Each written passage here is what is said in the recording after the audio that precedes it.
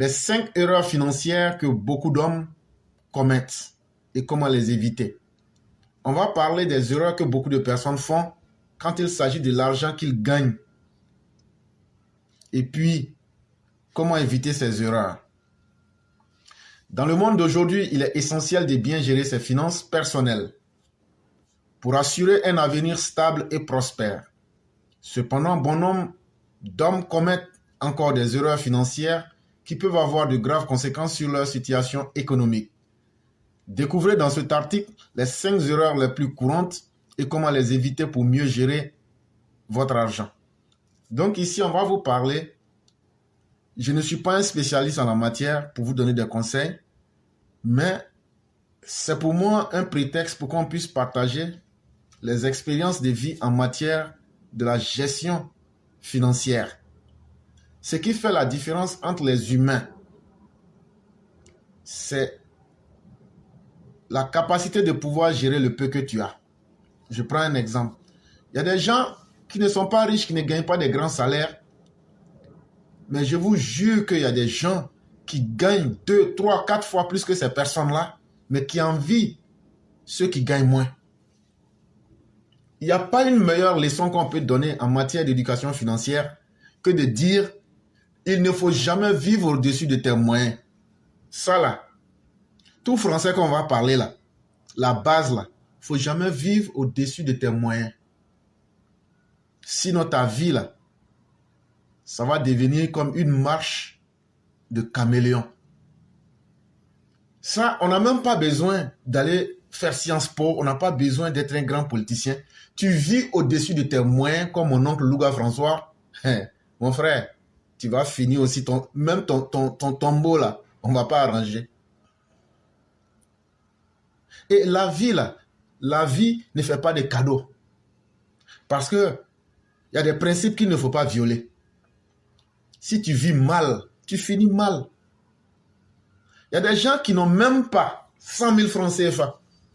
Mais tellement ils savent, ils connaissent leur position, ils connaissent leur situation. Tellement ils savent où se mettre. Tu as l'impression qu'ils sont payés à 500 000. Tu as l'impression qu'ils sont payés à 1 million. Mais il y a des gens, on paye à 1 million. Mais d'ici, on va dire le 15, là, c'est eux qui viennent dire, est-ce que vous pouvez me donner cadeau? Il y a leur nom dans les petits cahiers de toutes les boutiques du quartier. Donc, ce qu'on peut conseiller aux uns aux autres, quel que soit le métier que vous faites, quelle que soit votre situation là, on peut tout penser de vous. Mais qu'est-ce que toi-même tu penses de toi? Le monde peut penser ce qu'il veut de vous. Ce n'est pas ce qu'il fait de vous, ce que vous êtes. Mais toi-même là, tu penses quoi de toi? C'est ça qui est ta vraie personnalité. Ce que les gens pensent, c'est ce qu'ils pensent. Mais ce que toi tu es là, tu ne peux pas te cacher à toi-même. Donc, il ne faut pas chercher à plaire à quelqu'un. Il ne faut pas chercher à être influencé par les autres. Dis-toi, qu'est-ce que je fais pour m'en sortir? Qu'est-ce que je fais pour ne pas tendre la main? Et mon père me disait, parce que je l'ai dit, c'est plus pour partager des expériences personnelles. Il me dit, l'homme le plus courageux et l'homme le plus financièrement à l'aise, c'est celui qui fait moins de dépenses. Aussi simple que ça. Il dit, chaque fois que tu feras des dépenses, arrange-toi pour que tes dépenses ne dépassent jamais ce que tu gagnes. Comme ça, tu auras toujours quelque chose en main. Et quand tu as toujours quelque chose en main, les événements de la vie ne te surprendront jamais.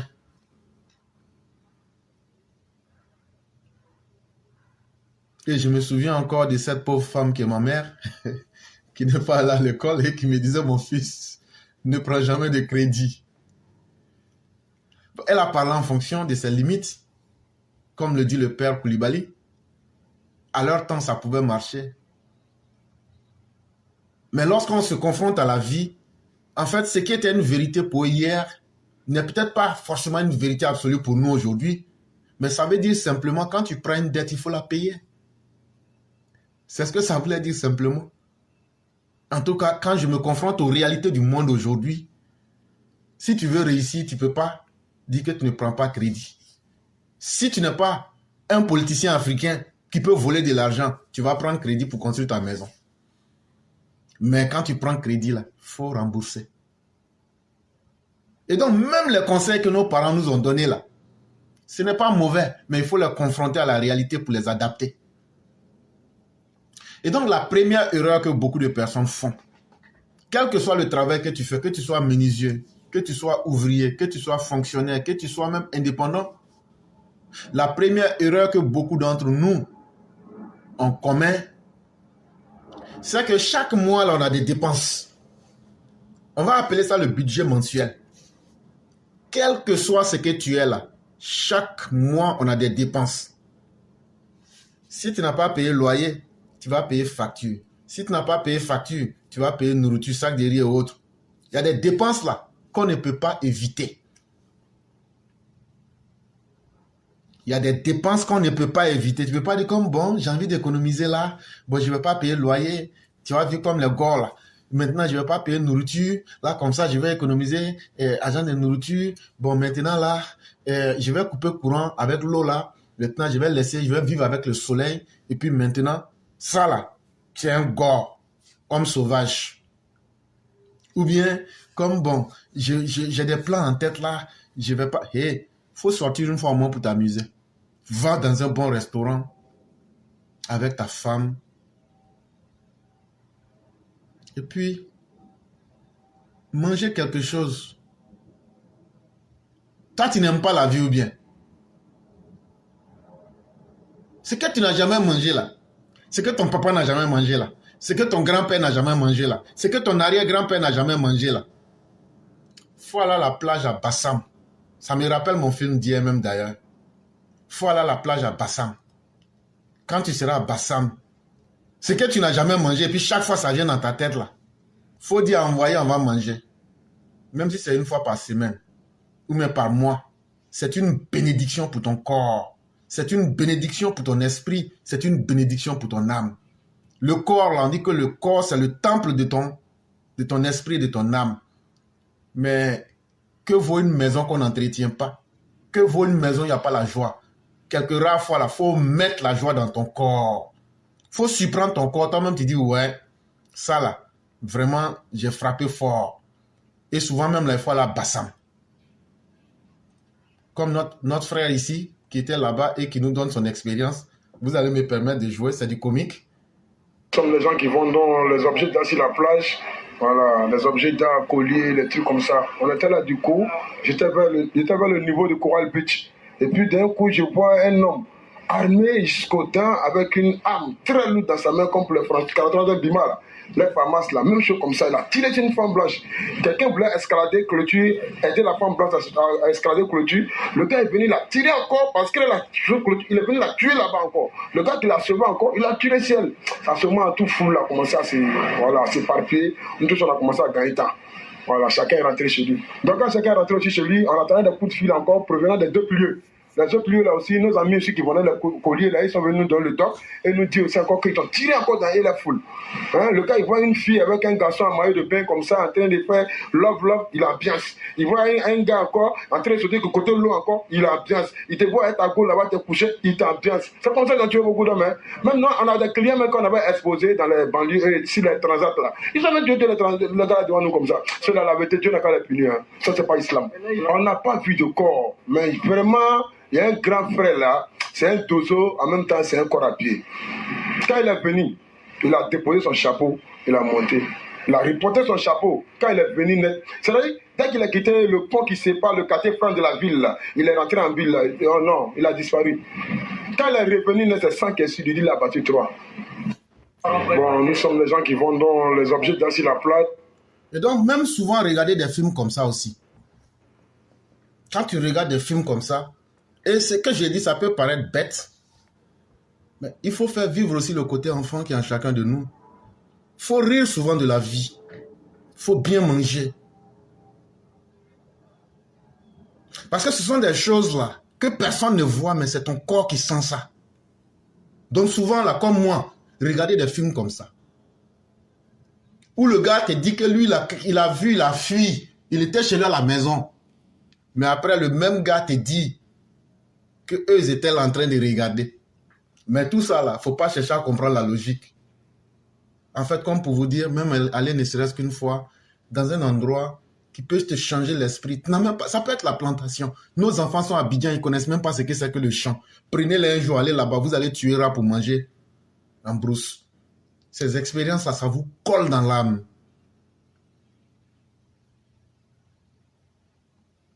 Toi, tu es là, toute ta généalogie, vous n'avez pas mangé caviar. Il faut t'arranger, il faut manger caviar un jour. Et donc, c'est une manière de dire que dans la vie, il faut savoir qu'il y a des dépenses fixes, des dépenses que tu ne pourras jamais éviter. Donc, puisque tu ne peux pas éviter, faisons comme les stoïciens. Il ne faut pas éviter. Ce que tu ne peux pas éviter, il ne faut pas éviter. Mais, il faut savoir gérer ça.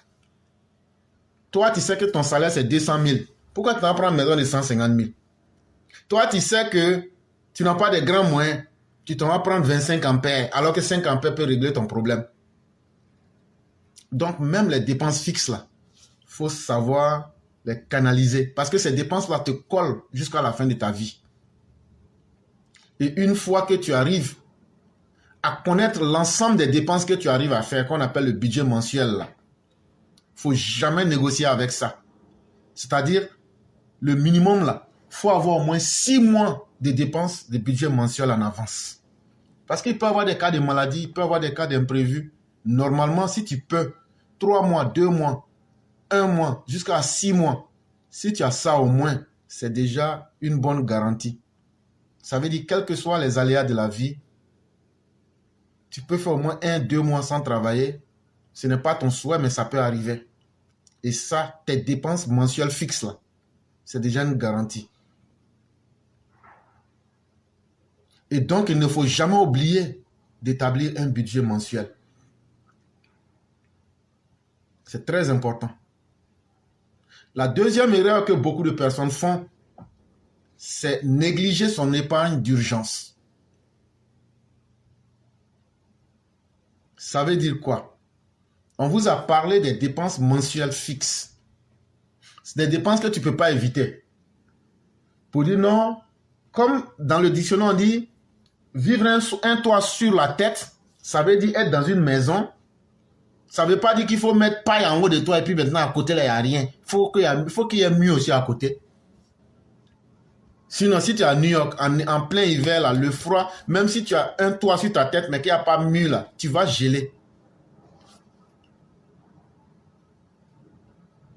Donc, il faut penser à l'épargne d'urgence. L'épargne d'urgence, c'est quoi? Tu as une voiture, non? La voiture roule, il n'y a pas de problème, non? Mais un jour, ça peut se gâter. Est-ce que ça, là, moi, je suis obligé de te dire que la voiture peut se gâter? Donc, là, il faut dire, si ma voiture se gâte aujourd'hui, est-ce que je n'ai pas, chaque fin de mois, comme ça ne s'est pas gâté, il y a 3 mois, ma voiture ne s'est pas gâtée, là. Chaque un mois, là, est-ce que tu as mis au moins 5 000 à côté? Comme je ne suis pas tombé malade pendant 6 mois, là, est-ce que ça veut dire que je ne vais pas tomber malade?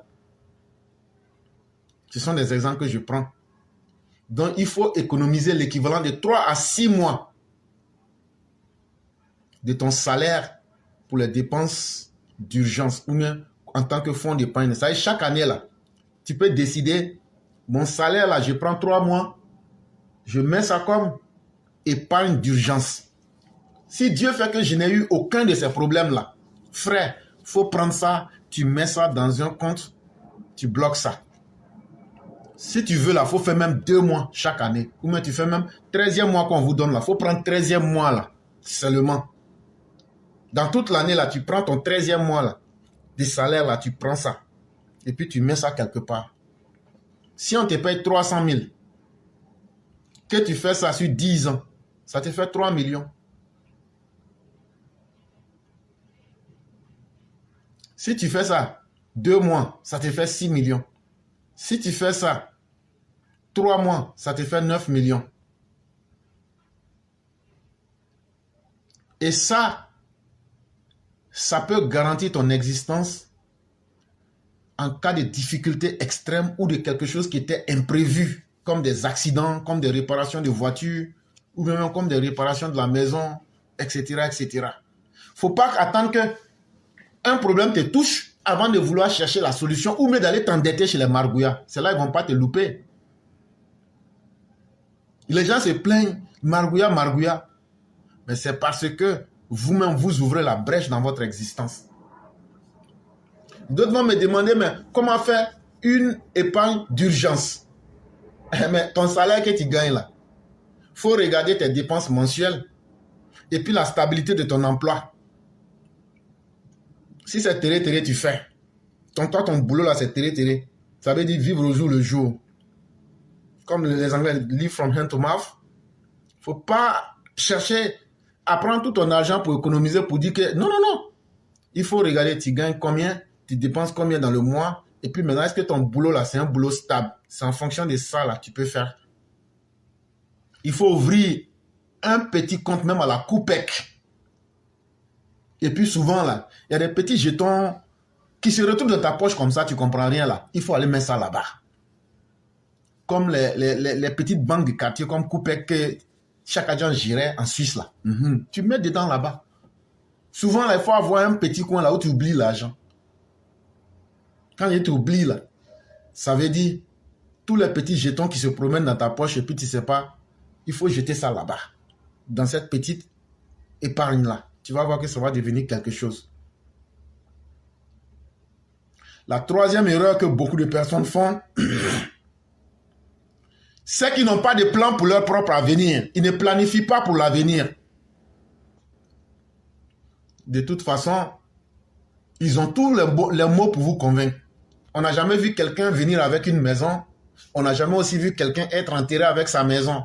Donc moi, je vis juste au jour le jour. L'avenir, c'est Dieu seul qui sait.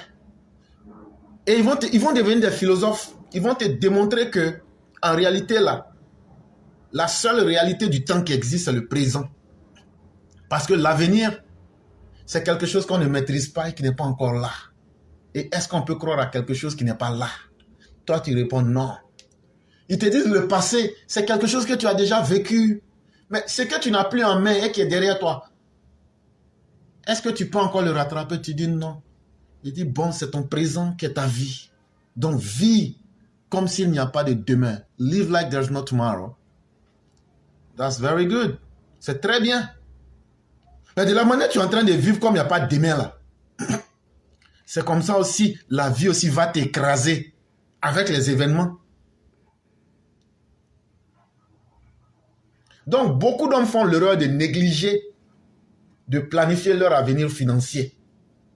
Et ça, que ce soit sur le court, le moyen ou le long terme, on ne peut pas vivre au hasard. Parce que quand on parle des dépenses de l'avenir, là, ici, je classe les études des enfants. Aujourd'hui, je suis jeune, je gagne de l'argent, tout va bien. Je mets ma famille à l'aise, c'est vrai. Ma famille est contente. Oh non, papa, c'est un boucantier. Non, c'est un 10. C'est bien beau, hein. Mais les enfants là sont en train de grandir. Est-ce que tu t'es dit que les enfants là, c'est à l'université de Cocody ils vont aller?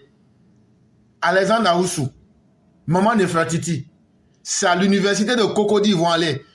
Général Sorcier les attend là-bas. Général Sorcier les attend. Maman Blanc, tu vas me mettre à l'université de Cocody? Premier ministre, je ne vais pas. J'ai dit, je ne vais pas. Je ne vais pas parce que Général Sorcier, il est là-bas. En fait, souvent, quand on parle de l'avenir, ce n'est pas nous-mêmes. Mais les enfants sont nos projections. Il faut planifier des finances pour les études des enfants. Il faut penser à acheter une maison. Il faut penser à ta retraite. Il faut penser à des possibilités d'investissement. Voilà ce que j'appelle ici planifier pour l'avenir. Sinon, nous sommes tous des mortels et nul n'a le don de l'immortalité. Mais le jour où toi tu meurs, ta famille devient plus misérable. Ça veut dire que tu es mort 2 fois. Hey, ceux qui sont mariés là, attendez-vous bien avec vos femmes. Quel que soit le statut de votre mariage, communauté de biomes, quoi que ce soit, pensez à l'avenir de vos enfants. Ouvrez des comptes, même si c'est 10 000, 10 000. Mettez ça là-bas pour les enfants chaque mois. Les enfants là, ah mais on ne sait jamais où. Tu vas faire tout ça, ils vont prendre, ils vont brûler. Ils n'ont qu'à brûler, ce n'est pas ton problème. Au moins là, leur conscience va leur... Eux aussi, ils vont devenir parents un jour. Ce que tu sèmes là, c'est ce que tu vas récolter. Quand l'enfant, il arrive au moment de faire l'université, tu lui dis, mon enfant, voilà ce que moi je peux faire pour toi. Moi, j'ai été manœuvre toute ma vie. Mais voilà au moins 20 ou 30 millions. Prends pour financer tes études. Mais moi, je ne fais pas comme ça. Hein. Moi, j'attends d'abord. Lui-même, il va souffrir aussi. Il va passer par la voie normale. Il va souffrir. C'est quand il va arriver peut-être en licence ou en maîtrise, là, voilà, que je vais l'aider. Sinon, jamais. Pourquoi tu vas aider? Ah, tu donnes l'argent, elle ne va pas connaître aussi que tu as souffert. Donc, tu attends. Quand lui-même va faire 2-3 ans à l'université, il va connaître la souffrance qui est dedans, là. Après, maintenant, ce que tu peux faire pour lui, là, au moment où il s'est bien endetté, comme chez nous ici aux États-Unis, là, tu lui dis, bon, mon enfant, voilà un 50 000 $ que je peux te donner. C'est tout ce que je peux. Et puis, il ne faut pas tout payer pour lui. Hein. Ça va le surprendre. Il va dire, waouh. Tu dis, ouais, sur les 150 000 $ de dette, là, moi, je peux te payer 50 000. C'est pour te dire que c'est moi, ton père, je t'ai mis au monde. Ça, c'est ce que Dieu a voulu. Tu aurais pu ne pas être à travers moi. Ça veut dire, la nature aurait pu décider que tu puisses naître quelque part. Mais moi, je n'avais pas de contrôle. Mais là où j'avais du contrôle, là, j'ai pu te donner une éducation. J'ai pu t'élever. Et aujourd'hui, là, tu es devenu un homme, tu es devenu une femme. Je ne vais pas continuer à pouvoir m'occuper de toi. Mais voilà ce que je peux faire pour t'ouvrir une petite porte dans la vie. Les études que tu as fait là, chaque année, tu prenais des financial aids, right? Tu prenais des aides, non? Il n'y a pas de problème. Quand on accumule, ça fait combien? Ça fait 200 000 $. Il n'y a pas de problème. Bon, voilà 50 000 $. Comme tu as eu ta maîtrise, voilà, c'est ce que moi, je peux te donner. Et tu vas voir si l'enfant est intelligent, là, il va payer ça directement. Mais si c'est quelqu'un qui n'est pas bien, là, il va prendre l'argent pour faire quelque chose d'autre. Et à partir de cet instant, tu vas comprendre si c'est un homme fiable ou pas. Donc ici, il faut planifier pour l'avenir aussi. Ah non, moi je suis maçon. Oui, tu es maçon. Et puis quoi? Est-ce que tu ne trouves pas chantier? On ne t'a pas demandé d'économiser 500 milliards. On t'a demandé d'économiser ce que tu peux. C'est tout. Pour ne pas qu'un jour les parents disent que tu es un parent indigne. Et c'est là une fois j'ai regardé un film western. Parce que moi je vous ai dit, les films que vous n'aimez pas regarder là, c'est ça moi j'aime regarder. Dans le film western, il y a des bandits qui venaient attaquer une ville au Mexique.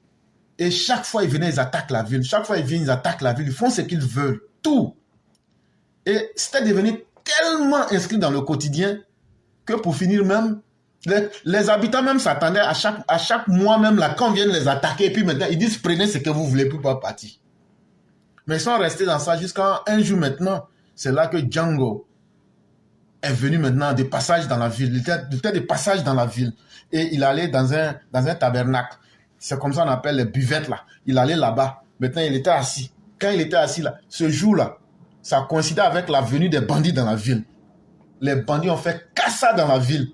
Maintenant, ils sont venus, disent maintenant, ils vont venir prendre un pot. Ça veut dire, ils vont venir boire quoi, dans la buvette là maintenant, et puis ils vont partir maintenant. Donc quand ils sont venus, ils ont commencé à saccager. Il n'y a pas plus escroc que gérant de buvette. Dès qu'il a vu les bandits venir là, il court pour aller, qu'est-ce que vous voulez? Il dit, comment tu regardes le film là, tu as envie de rentrer dans la télévision même pour le gifler.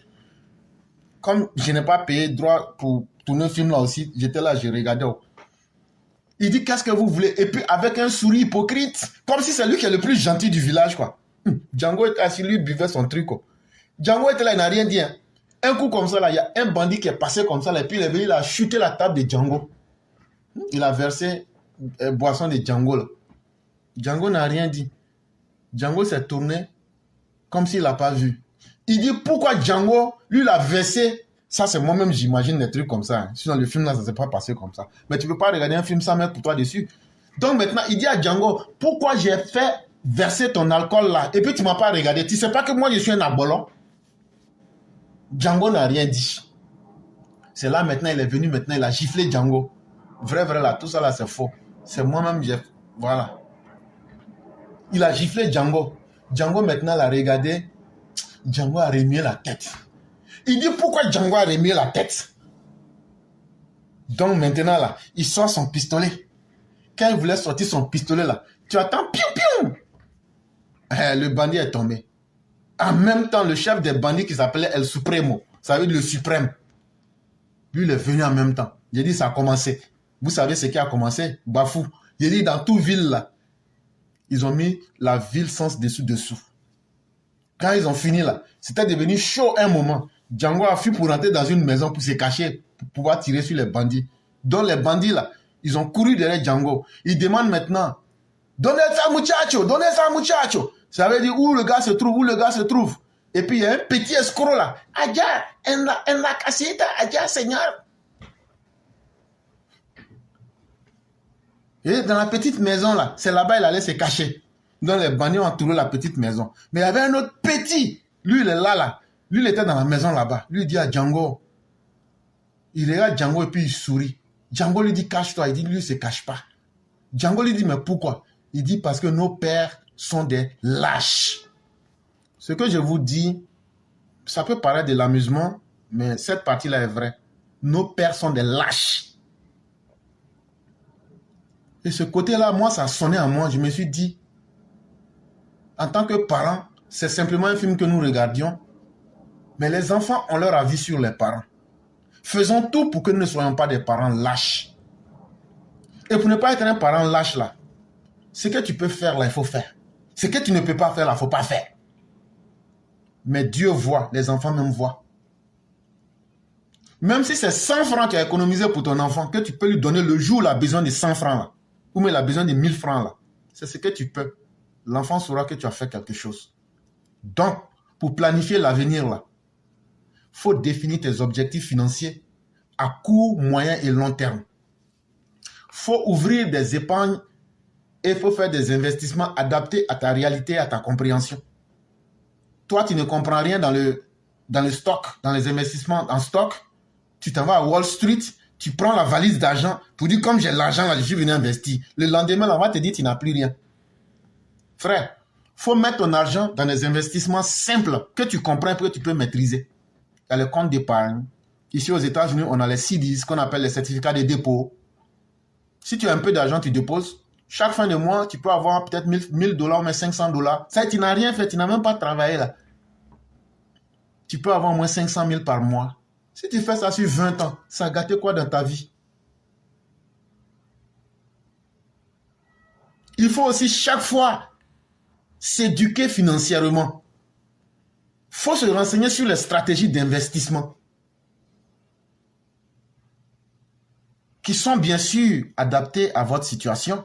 Il ne faut pas aller te mettre dans quelque chose qui te dépasse. Et la partie qui me vient maintenant, c'est cette partie où mon père et ma mère me disaient la même chose mais de façon différente.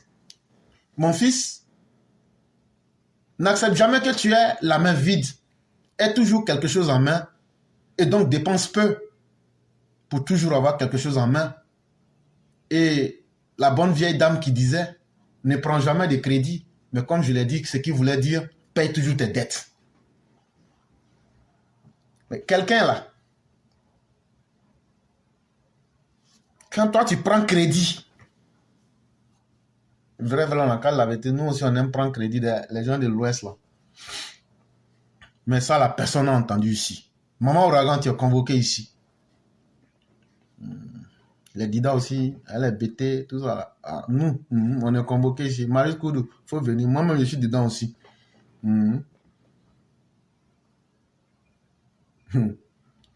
Prendre crédit là, c'est pas ça qui est grave. Mais c'est comment payer là qui est problème. Il y a beaucoup qui prennent crédit. Mais eux-mêmes, l'intention de payer là, ça ne les intéresse pas. Si tu prends crédit et puis toi-même tu te dis je ne vais pas payer là, tu te maudis toi-même. Tu te maudis toi-même parce que ton subconscient même va t'aider à ne pas payer. C'est comme il y a beaucoup de personnes, c'est aussi bizarre que cela puisse être, mais qui sont là, qui ont peur de certaines choses. On appelle ça les phobies. C'est parce que tu as créé une peur à l'intérieur de toi dans ton subconscient. Donc ça fait que chaque fois que tu es dans une situation qui est similaire, semblable, tes capacités t'amènent à aller vers l'échec. Quand tu t'en vas prendre crédit, la maman Ouragan, quand tu t'en vas prendre crédit, là, faut payer. Quand tu ne payes pas crédit, là, à force de prendre, là, un jour, là, ça te rattrape, tout le monde va. Et quand tu prends crédit, là, ton nom se gâte vite. Ton nom se gâte vite. Parce que tout le monde va aller avec ça dans le quartier. C'est comme la dernière fois, quand maman Blanc avait pris crédit avec un Mauritanien au village, là. Moi je m'en fous. Moi, on dit les enfants qui déciencent leurs parents, là, qu'ils seront maudits, ils vont aller en enfer. De toute façon, elle avait pris crédit avec un Mauritanien dans la boutique là-bas. Le Mauritanien là est venu. C'était à Séguéla. Non loin de la maison de la madame. C'est qui se souvient. Qui se souvient de la madame de Séguéla? La Nigérienne. Mais ça, c'est pour plaisanter. Le Mauritanien l'a envoyé cahier là. Il dit, mon fils, c'est le cahier de ta maman. Je dis, non, maman ne vend pas cahier. Ma maman ne vend pas cahier. Il dit, non. Quand elle est quittée au Paris, là, quand elle est venue au Colowar, elle venait prendre pain, elle venait prendre sardine. Je dis, hé, Babo nous donne ça déjà. Il faut laisser ça. C'est plus nous donne pain avec sardine. C'est pas elle. Il dit, voilà ça. J'ai dit, après, elle a pris quoi encore? Qu'elle a pris sucre. Et puis, j'ai dit même là, nos mamans avec nos femmes là-haut, j'ai une question. Pourquoi vous aimez sucre? Les femmes aiment les choses sucrées. Donc, elle a pris 4 kilos de sucre. J'ai dit, non. J'ai dit, elle n'a pas dit, elle va payer. Elle a un côté guéro. Son côté guéri a été activé. Son côté guéri a dit, ne paye pas. C'est moi, j'étais obligé d'aller. C'est moi, je vous ai dit ici une fois que c'est moi, j'ai entraîné à Palo à faire karaté et puis pour lui donner une ceinture noire. C'est moi. J'ai dit, ce jour-là, je me suis mis dans mon kimono. J'ai dit, aujourd'hui, on va diviser ce gars-là en deux. Elle a vu que je ne m'amusais pas. J'ai dit, elle a donné l'argent. Et puis c'était combien même? Quand on a calculé tout jeton, 5300. 5300. Cela, j'ai dit au Mauritanien, j'ai dit, voilà ton argent. Si tu prends crédit, il faut payer. Parce que si tu ne payes pas crédit, là, tu gardes ton nom partout. Chez les Blancs même, c'est grave. Et même les numéros matricules sur front de nous tous ici. Si tu as pris crédit une seule fois que tu n'as pas payé là. Comme disent les Mossi, Bilifou Mansouri. J'ai dit, mon garçon, pardon même là. C'est pardon même qui va te chercher. En Afrique encore, tu peux prendre crédit et puis te cacher. Mais ici là, tu ne peux pas. Donc là, si vous prenez crédit, là, payez. Ça vous rend crédible, comme Alassane Ouattara. Pardon, on dit le président Ouattara. L'ovier, pardon. Hein. On dit de ne pas dire ton nom. On dit que tu es devenu fétiche des gens du RDR. Mais remboursez vos dettes. Et plus vite vous rembourserez, et moins les intérêts seront. J'ai vu aussi des musulmans dire, Subhanallah, riba, c'est pas bon de prendre, c'est pas bon de carte de crédit. Quand on est venu, on dit, ça là, attends, on va voir dedans. Dette n'est pas bon, plus fondamental. Mais en réalité, qu'est-ce qu'on appelle le riba en islam? Est-ce qu'il y avait carte de crédit à l'époque du prophète de l'islam? Est-ce qu'il y avait le système moderne de la finance à l'époque du prophète? C'est ce que nous avons toujours dit aux musulmans. Votre plus grand problème, vous n'avez pas adapté votre religion aux réalités des temps modernes. Et ça fait que votre religion, là, vous avez du mal à l'expliquer. Votre religion, là, quand vous l'expliquez, ça fait honte. Toi, tu te vas prendre quelqu'un du 7e siècle. Quelqu'un, tu dis, au moment où lui vivait, là, eux, c'est avec des cailloux qui se torchaient. Je veux parler de l'époque, des gens de cette époque-là. Des gens qui n'arrivaient pas à manger une fois par jour, là. et tu vas appliquer ça aujourd'hui au 21e siècle. Comme si le temps pour toi n'a pas d'effet et d'impact. Est-ce qu'à leur temps, là, quand ils ont parlé de riba, là, est-ce que ça avait carte de crédit ou même ça avait prêt que tu allais prendre à la banque? Le terme riba ici signifie toute condition qu'on impose à quelqu'un au-delà des capacités. Donc le riba, ce n'est pas seulement l'argent. Le riba peut entrer dans le cadre, par exemple, Binet Sidibé vient me voir pour me dire, grand frère, donne-moi, on est au village par exemple, comme ma récolte n'a pas réussi cette année, donne-moi 10 sacs de riz pour que je puisse nourrir ma famille et puis cultiver. L'année prochaine, je vais te redonner tes 10 sacs. Et je lui dis, je vais te donner les 10 sacs, mais tu vas retourner ça en 15 sacs. Le surplus là, c'est là que la difficulté réside. Parce que, au lieu de l'aider, j'ai augmenté ses problèmes. Et c'est ce surplus-là que le riba. Ça veut dire, au lieu de lui faciliter la tâche, je lui ai compliqué la tâche. Maintenant, toi, les gens, ils ont créé leur banque, ils ont créé leur système. Eux, ils doivent payer le loyer. Ils doivent payer leurs employés. Eux, ils t'ont dit, nous, on a l'argent ici. Si tu as besoin que tu viens, et puis tu veux prendre notre argent là, on va te vendre notre argent. C'est ça la carte de crédit. Parce qu'eux ne vont pas prendre l'argent, mettre là, et puis toi te donner cadeau. Ils vont payer leur maison comment? Ils vont payer leurs employés comment? Ils vont payer leurs dépenses comment? Ils vont payer les taxes du gouvernement comment? Donc ils te disent, quand tu viens prendre notre argent, voilà, on t'explique tous les termes avant que tu n'entres dedans. Quelle est la différence entre ce qu'ils font et un produit que tu prends à 100 francs et puis tu ajoutes 50 francs dessus pour vendre? Les deux sont du commerce.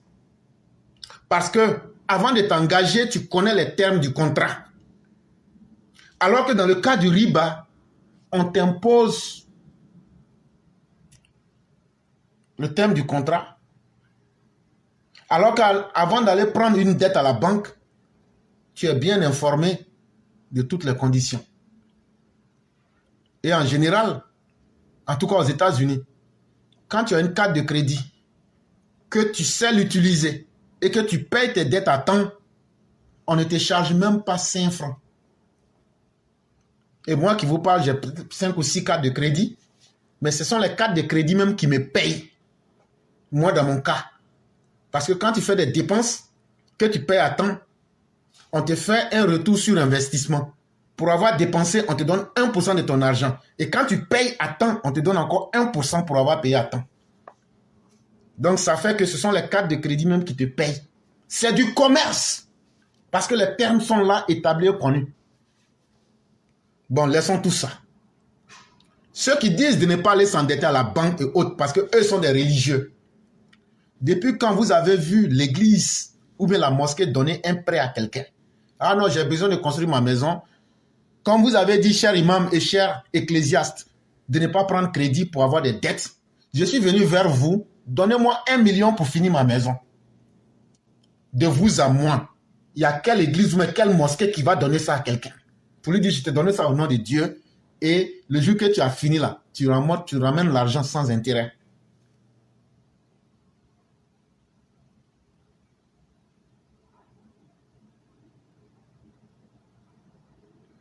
Mignon Junior Kaba, je vois que vous savez beaucoup sur la religion.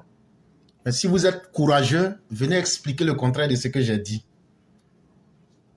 C'est ça la plateforme Éclaireur Pro Vérité.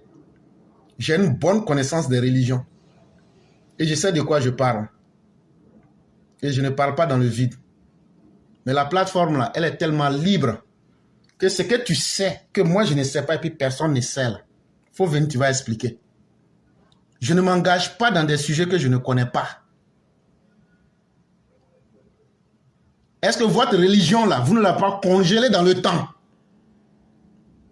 Votre religion musulmane là, l'explication que vous donnez, ça fait honte. Je n'ai rien contre les musulmans. Mais ce qui ne marche pas, ne marche pas. Et si tu n'es pas content de ce que j'ai dit là, on va ouvrir la plateforme, tu viens prendre la parole. Et puis tu montes tes arguments. Et si tu n'es pas content de ce qu'on dit, tu peux aussi quitter sur la plateforme. Parce que les abonnements que tu as payés là, on n'a pas besoin de ça pour nous nourrir. Mais tous ceux qui s'assument là, ce qu'on dit là, tu viens. J'ai bien dit que nul dans la science infuse. Mais moi, je ne peux pas vivre et me cloîtrer dans le dogmatisme pour dire non, Dieu a dit de faire ça, Dieu a dit de faire ça, ça ne marche pas avec mon cerveau, ça ne marche pas avec la réalité, puis je vais me mettre dedans. C'est que toi, tu penses que tu peux nous enseigner là. Il faut venir nous enseigner ça ici. Et c'est là, je vais te montrer que ta religion là, je maîtrise ça mieux que toi. Ta religion musulmane là, je maîtrise ça 10 fois mieux que toi. Moi qui ne maîtrise pas, mais j'ai le courage de venir dire ce que je pense. Toi qui maîtrises, tu n'as pas le courage de dire ce que tu penses. La différence, elle est toute nette. Et donc, arrêtez de tromper les gens. Aujourd'hui, nous vivons l'islam. Il y a des questions que l'islam n'arrive pas à répondre. Aujourd'hui, nous qui sommes en Occident ici, il faut faire 5-10 enfants. Il faut faire 5-10 enfants.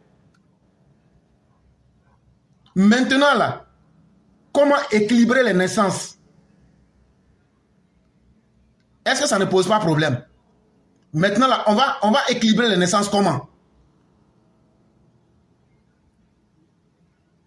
Il y a des questions qu'il faut avoir le courage de se poser parce que c'est dans la vie réelle, on les vit. Quand les enfants deviennent adolescents, c'est vrai, c'est bien beau de leur dire, n'allez pas faire du sexe, n'allez pas faire ça. Mais et si tu ne peux pas les empêcher, qu'est-ce que tu leur proposes comme solution? Qu'est-ce que l'islam dit clairement? Est-ce que l'islam a réfléchi pour donner des solutions? Le terrorisme, là, aujourd'hui, là, par votre manque d'anticipation, là, on accuse tous les musulmans d'être des terroristes. Est-ce que vous avez pris le courage un jour de réfléchir sur la question du terrorisme pour dire ce que l'islam dit réellement? Donc l'islam ne s'assume pas sur beaucoup de questions des temps modernes. Toi, tu vas venir dire à quelqu'un ici, c'est Dieu qui donne les enfants, il faut faire seulement. Peut-être qu'en Afrique, ça peut marcher. Au 7e siècle, ça pouvait marcher. Parce qu'eux n'avaient pas les méthodes pour comprendre leur corps et pouvoir aussi canaliser les choses. Et c'est pourquoi nous avons les 4 grandes écoles de pensée. On a les Hanéfites, les Malikites, les Hanbalites et les Chafites. Pourquoi leurs idées sont divergentes? Pourquoi leurs idées ne vont pas dans le même sens? Parce que chacun tient compte de sa réalité. Mais pourquoi ils ne peuvent pas s'asseoir pour faire la synthèse de leurs pensées? C'est de cela aussi qu'il est question. Puisqu'à l'époque du prophète, il n'y avait pas une double pensée. Il n'y avait pas 4-3 systèmes de pensée en islam. À l'époque des tabiinat, il n'y avait pas 5-6 systèmes de pensée. À l'époque, les 29 ans, 6 mois de califat, il n'y avait pas 3 manières de penser. Donc quand vous apprenez vos religions à la con, dans les trous de la Guinée, ne faites pas, je vais rentrer dans les Guinéens, hein, parce que vous là, vous êtes des traîtres, vous les Guinéens là. Même si votre président est sorti pour dire que lui, il est dans CDAO, tout là. Vous êtes comme des vibrequins. Faut pas faire, je vais inciter les Guinéens. Hein. Parce que quand tu viens et que tu veux te montrer un poli là, moi je te rentre dedans.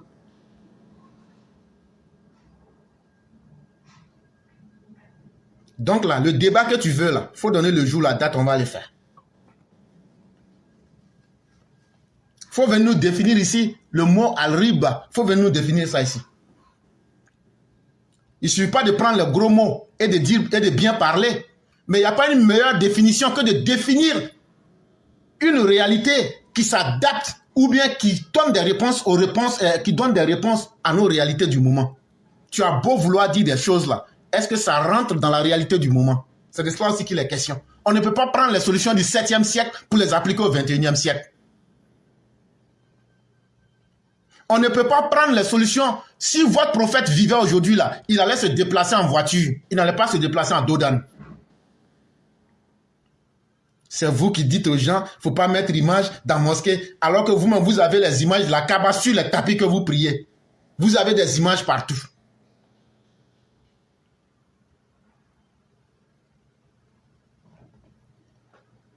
Et donc, la 5e erreur que beaucoup de personnes font,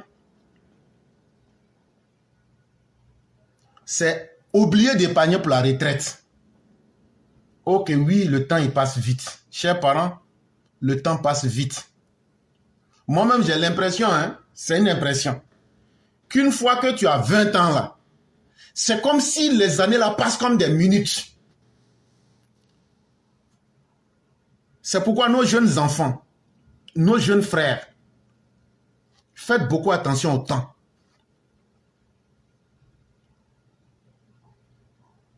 Et j'aime bien cette citation du Coran où Dieu dit qu'il jure par le temps et que toute l'humanité est en perdition, sauf ceux qui se conseillent mutuellement sur la voie de la vérité et du pardon.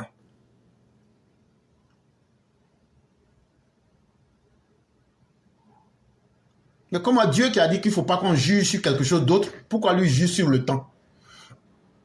Il juge sur le temps pour dire que c'est lui seul qui a la maîtrise.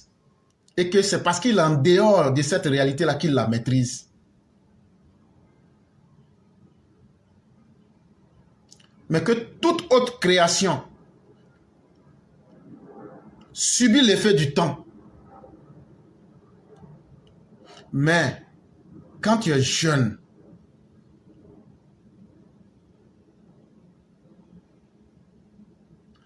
quand tu es enfant, tu ne sais même pas ce que c'est que la vie. Mais quand tu deviens adolescent, tu as un soupçon de la vie.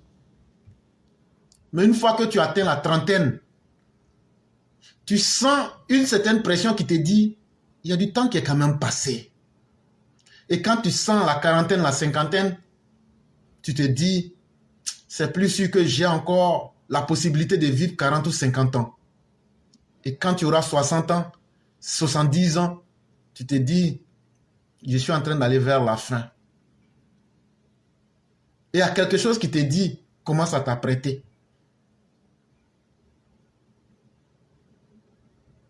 Mais toi, tu n'avais pas épargné pour la retraite. Tu n'avais aucun plan. Tu as commis une erreur gravissime en pensant que tu aurais toujours eu ta force. En pensant que les revenus, là, ça allait toujours venir au même niveau. Le temps qui passait, sans te le dire, là, tu t'inscris dans l'incertitude au fur et à mesure. Un jour va venir, tu ne pourras plus être efficace comme tu l'as aujourd'hui. Le temps aussi va changer, les réalités changent. Le coût de la vie va toujours augmenter. Et tu es rattrapé par les faits. La vieillesse t'a pris. C'est eux là, ils sont beaucoup en Occident. Les aventuriers qui ont échoué là. Les aventuriers, ça, il n'y a pas plus sorcier que les aventuriers. Parce que l'aventure là, il n'y a pas une école qui est plus efficace que l'aventure. Pour échouer à l'aventure là, c'est un coup KO. Pour échouer à l'aventure là, il faut faire une seule erreur seulement.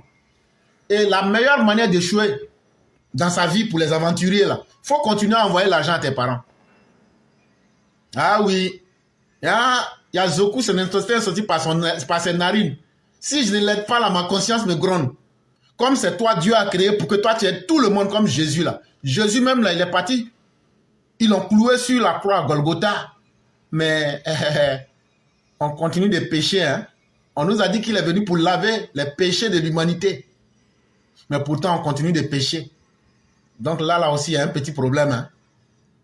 On nous a dit que les femmes n'allaient plus accoucher. Parce que quand Adam a mangé une pomme, ce qui n'est pas vrai, Dieu l'a chassé du paradis avec un coup de pied dans le derrière. Quand Adam est venu, on dit, bon, toi-même là, c'est pas toi-même seulement, et ta femme qui t'a blagué, et puis vous avez mangé pomme là. Elle-même là, quand elle va accoucher là, ça va lui faire mal. Comment on peut être avec un Dieu qui est aussi méchant? Un Dieu qui punit des gens à cause d'une pomme. Moi-même, je peux rembourser. C'est là vous comprenez que ces histoires-là, c'est de la métaphore, c'est plus profond, et ce n'est pas ce que vous avez toujours l'habitude d'expliquer aux gens. Et c'est ce que nous essayons de démystifier. Le problème, ce n'est pas moi. Le problème, c'est ma capacité à réfléchir. Est-ce que c'est moi-même, je me suis créé pour réfléchir? Donc le problème, c'est Dieu lui-même. Si Dieu ne m'avait pas créé et ne m'avait pas donné un cerveau, je ne serais pas là à réfléchir. Mais si je réfléchis, est-ce que je serai condamné pour avoir réfléchi? Voilà ce que les musulmans n'ont pas le courage de faire. Et voilà ce que les religieux n'ont pas le courage de faire.